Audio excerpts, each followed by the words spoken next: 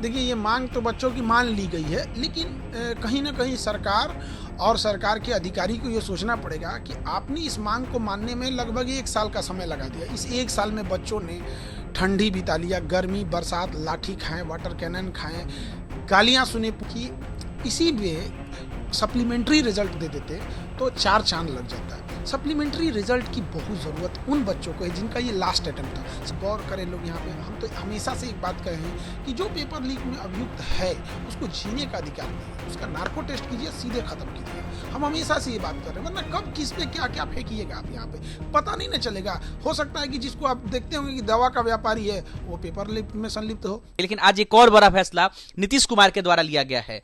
Domicile नीति को लागू कर दिया गया है बिहार में टीआरई 4 के लिए, जिसके लिए लगातार प्रदर्शन कर रहे थे बच्चे, लगातार बच्चे कई सालों से मांग कर रहे थे, 2-3 सालों से मांग कर रहे थे। क्या कहेंगे?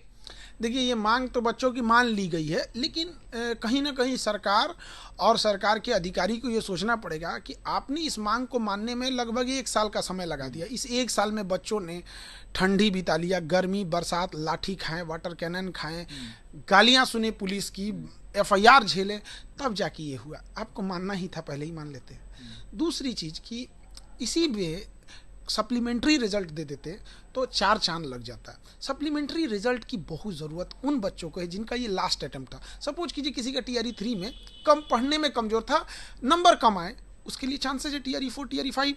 बट जिसका लास्ट अटेम्प्ट था वो पढ़ाई भी किया जी जान लगा के, सिलेक्शन भी हुआ, बट उसका क्या हुआ कि डॉक्यूमेंट में एज कम होने की वजह से या मेरिट कम बनने की वजह से नहीं आ पाया, सेम नंबर हो जाने की वजह से वेटिंग लिस्ट में चला गया। तो अब वेटिंग लिस्ट को खत्म ही कर दिए, उसको सप्लीमेंट्री दे देंगे तो ज़्यादा बेटर होगा बच्चों के लिए और ज़्यादा लोगों का भला हो जाएगा। और वो लास्ट अटेम्प्ट वाले हैं बच्चे। 20-25 हज़ार की सैलरी के लिए एक इंसान अपना खेत तक गिरवी रख देता है, तो बड़ा समस्या में हो रहे हैं यहाँ पे।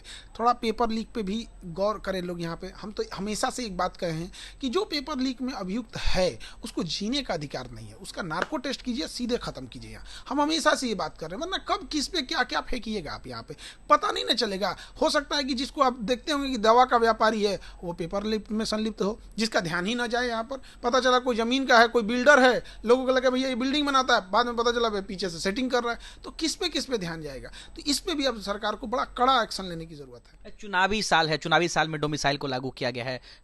एक पक्ष ऐसा है जो कि उन्हें मुख्यमंत्री को धन्यवाद दे रहा है, लेकिन एक पक्ष ऐसा भी है जो मुख्यमंत्री को कह रहा है ये चुनावी साल में बच्चों को लालच दिया जा रहा है।